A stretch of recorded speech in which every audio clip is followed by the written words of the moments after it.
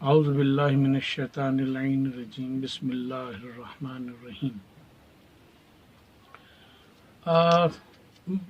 مکتب تشیع کی ابتدا کیسے ہوئی، ان کے عقائد کیا ہیں، کیا یہ ایک سیاسی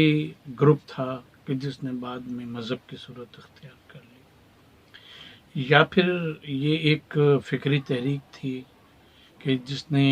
سیاست پہ بھی جو اثر انداز ہوئی اور اس کے ساتھ ساتھ پھر اس نے فکری میدان میں بھی کوئی رول پلے کیا، یا یہ کوئی ایسا مکتب ہے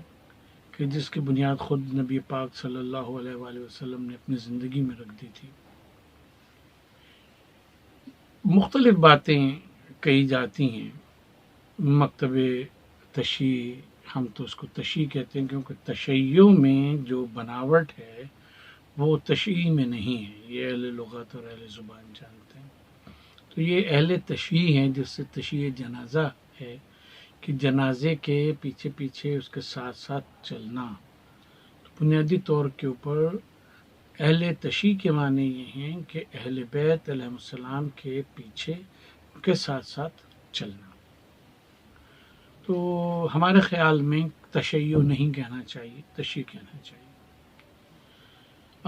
بیشتر حضرات نے جنہوں نے اس موضوع کے اوپر کچھ نہ کچھ لکھا ہے، خاص طور پہ غیر شیعہ حضرات نے، انہوں نے اس کو ایک سیاسی تحریک کا نام دیا ہے اور کہا کہ سیاسی تحریک کے طور کے اوپر یہ شروع ہوئی، اور وہ یوں شروع ہوئی کہ حضرت عثمان رضی اللہ تعالیٰ عنہ کے زمانے میں جب مسائل بڑھے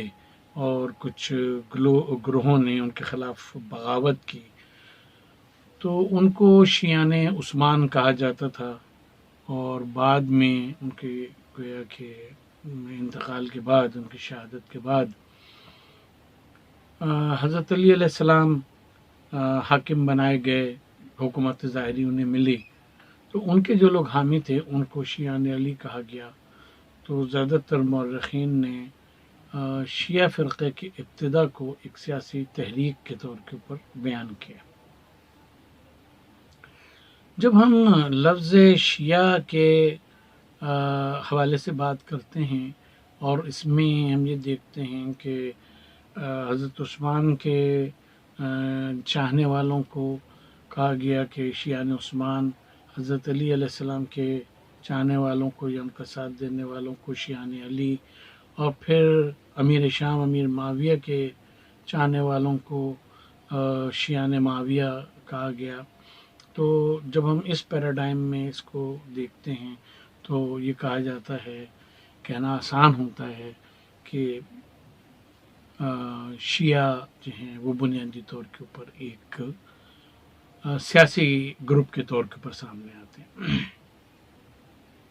اور جب ہم اس کو، جو اس کا صحیح نام ہے مکتب اہل بیت، اس حوالے سے اگر ہم اس کی تاریخ دیکھتے ہیں تو مکتب اہل بیت کی تاریخ خود نبی پاک صلی اللہ علیہ وآلہ وسلم کے زمانے سے شروع ہو جاتی ہے، اس لیے کہ اسلام میں جو سب سے زیادہ اہمیت حاصل ہے وہ قرآن مجید کو اولین ماخذ کی، اور اس کے بعد نبی پاک صلی اللہ علیہ وآلہ وسلم کی احادیث اور ان کے اسوہ حسنہ۔ جہاں تک تعلق ہے اس بات کا کہ اہل بیت کی طرف رسول اللہ نے متوجہ کروایا، خاص طور پہ حضرت علی علیہ السلام کی طرف متوجہ کروایا، تو یہ کتب اہل سنت اور اہل تشیع میں بالکل ایک متفقہ معاملہ ہے، جس کی گواہی جو ہے وہ حدیث ثقلین میں بھی ملتی ہے، کہ جہاں حضور نے فرمایا کہ انی تارک فیکم الثقلین کتاب اللہ و عترتی اہل بیتی ما ان تمسکتم بہما لن تضلوا بعدی، کہ میں تمہارے درمیان دو گراں قدر چیزیں چھوڑے جا رہا ہوں۔ وہ دو چیزیں کیا ہیں؟ ایک اللہ کی کتاب یعنی قرآن مجید، اور دوسرے اہل بیت میری عطرت۔ پھر جو اس کے بعد کا جملہ ہے کہ ما ان تمسکتم بہما لن تضلوا بعدی، جب تک تم ان دونوں سے وابستہ رہو گے تو کبھی گمراہ نہیں ہوگے، حتیٰ یرد علی الحوض، یہاں تک کہ یہ دونوں میرے پاس حوض کوثر پہ پہنچے۔ اس جملے سے جو بات واضح ہوتی ہے وہ یہ کہ یہ دونوں سے ہمیں امت کو وابستہ رہنا ہے تا قیام قیامت، اور اس وقت تک جب تک کہ ہم نبی پاک صلی اللہ علیہ وآلہ وسلم کی خدمت میں حوض کوثر پہ پہنچیں شفاعت طلب کرنے کے لیے اور دیگر جو بھی حوض کوثر کے تقاضے ہیں اس کے لیے۔ تو اب اگر اس حدیث کو ذرا سا گہرائی میں جا کے دیکھیں تو ایک بات بالکل واضح ہے، جہاں تک کتاب اللہ کا تعلق ہے تو کتاب اللہ قرآن مجید تا قیام قیامت باقی رہے گی۔ انا نحن نزلنا الذکر وانا لہ لحافظون، ہم نے ذکر کو نازل کیا اور ہم ہی اس کی حفاظت کرنے والے ہیں۔ جب تک اس کو پریزرو کرنے کے ماڈرن طریقے رائج نہیں ہوئے تھے اس وقت تک ہم لوگ سوچا کرتے تھے کہ اگر مثلا قاری بڑی تعداد میں شہید ہو گئے، جیسے جنگیں یمامہ میں ہو گئے تھے، تو پھر کیا ہوگا؟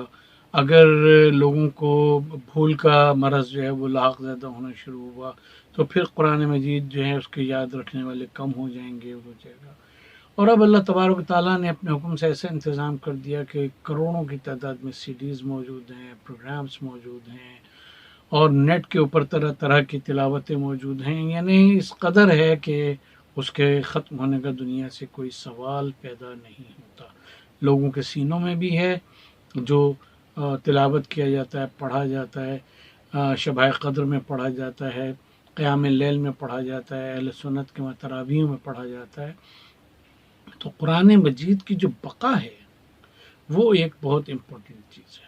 اس کے ساتھ حضور صلی اللہ علیہ وآلہ وسلم نے یہ بھی فرمایا کہ ما ان تمسکتم بہما، کہ صرف یہ نہیں کہ یہ دونوں باقی رہیں گی، بلکہ یہ فرمایا کہ ان دونوں سے اگر تم اپنا تمسک جاری رکھو گے، اس سے چمٹے رہو گے، تو پھر کبھی گمراہ نہیں ہوگے۔ اور اس کے لیے پھر ٹائم مقرر کر دیا کہ تا قیامت کبھی گمراہ نہیں ہوں گے۔ تو اب اہل بیت کی جہاں تک تعین کا تعلق ہے تو وہ آپ دیکھیں نبی پاک صلی اللہ علیہ وآلہ وسلم نے اپنی صحیح احادیث میں کہ جو اہل سنت میں، مکتب تشیع میں، دونوں میں وہ موجود ہیں، کہ رسول اللہ صلی اللہ علیہ وآلہ وسلم نے جناب ام سلمہ ام المومنین کے گھر کی حدیث ہے، ام المومنین حضرت عائشہ رضی اللہ عنہا فرماتی ہیں، اسی صورت سے اور دیگر اصحاب سے اور امہات المومنین سے یہ حدیث مروی ہے، ابو سعید الخدری رضی اللہ تعالیٰ عنہ سے، حضرت ابو ہریرہ سے بھی دو چار روایتیں ہیں کہ رسول اللہ صلی اللہ علیہ وآلہ وسلم نے اپنی چادر میں امام حسن، امام حسین، حضرت علی اور بی بی فاطمہ سلام اللہ علیہ کو لیا اور فرمایا کہ یہ میرے اہل بیت ہیں۔ اور اس موقع کے اوپر وہ آیت تطہیر نازل ہوئی جو 33ویں سورہ احزاب کی آیت نمبر 33 ہے،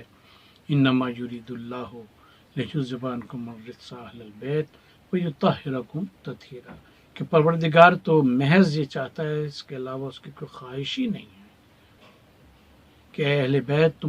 تم سے ہر قسم کی نجاست کو، پلیدگی کو، ہر قسم کے شرک کو، ہر قسم کے خلاف شرع بات کو دور رکھے اور تمہیں اس طرح سے پاک و پاکیزہ رکھے کہ جو پاکیزگی کا حق ہے۔ اور پھر صحیح روایات میں یہ بھی آتا ہے کہ نبی پاک صلی اللہ علیہ وآلہ وسلم اس آیہ مبارکہ کے نزول کے بعد 6 مہینے 8 مہینے بھی کہا گیا ہے، روزانہ صبح کی نماز کے لیے جب آپ تشریف لے جاتے تھے مسجد نبوی تو بی بی فاطمہ سلام اللہ علیہا کے دروازے پہ کھڑے ہو کے السلام علیکم یا اہل بیت نبوہ، اے اہل بیت نبوت تم پر سلام ہو، الصلاۃ الصلاۃ، نماز کا وقت آ گیا۔ تو آپ نے تعین کر دیا 2 چیزوں کا، ایک تو یہ کہ قرآن تا قیام قیامت لوگوں کی رہنمائی کرتا رہے گا اور لوگوں کو امت کو ان سے وابستہ رہنا ہے، اور دوسرے یہ کہ دوسری چیز جس سے وابستہ رہنا ہے وہ اہل بیت اور اطرت رسول اللہ صلی اللہ علیہ وآلہ وسلم ہے، کہ جس سے متمسک رہنا ہے۔ اور ان اہل بیت کا بھی تعین کر دیا، کیونکہ پھر علماء نے بعد میں یہ بھی بحث کی ہے کہ ان اہل بیت میں کون کون شامل ہے۔ تو اہل البیت میں یہ البیت میں جو ال آیا ہے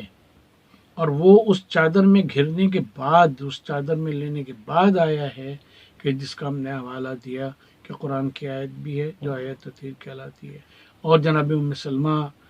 رضی اللہ تعالی عنہ ام المومنین، حضرت عائشہ رضی اللہ تعالی عنہ ام المومنین کی حدیث ہے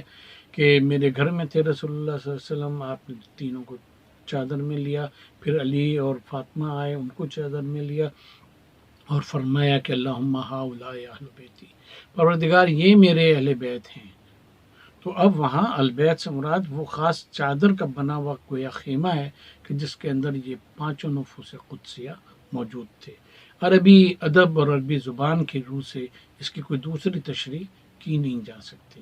اگر یہ بات صرف گھر میں ہوا کرتی، گھر میں ہوتی یہ بات، تو پھر یہ کہا جا سکتا تھا کہ اس سے اہل خانہ مراد ہیں، بلکہ حضرت ام سلمہ کی حدیث میں ایک اور بڑی اہم بات آئی ہے، اور وہ یہ آئی ہے کہ ظاہر ہے عربی میں دو لفظ استعمال ہوتے ہیں، ایک دار بمانی گھر کے جس میں صحن بھی شامل ہے، تو وہ دار کہلاتا ہے، یعنی کوئی شخص آئے اور صحن میں کھڑا ہو جائے تو کہیں گے دخل فی الدار، وہ دار میں داخل ہو گیا۔ اور البیت اس جگہ کو کہا جاتا ہے کہ جہاں لوگ جو وہ حصہ کہ جہاں لوگ رہتے ہیں۔ چنانچہ جناب ام سلمہ رضی اللہ تعالی عنہ ام المومنین کی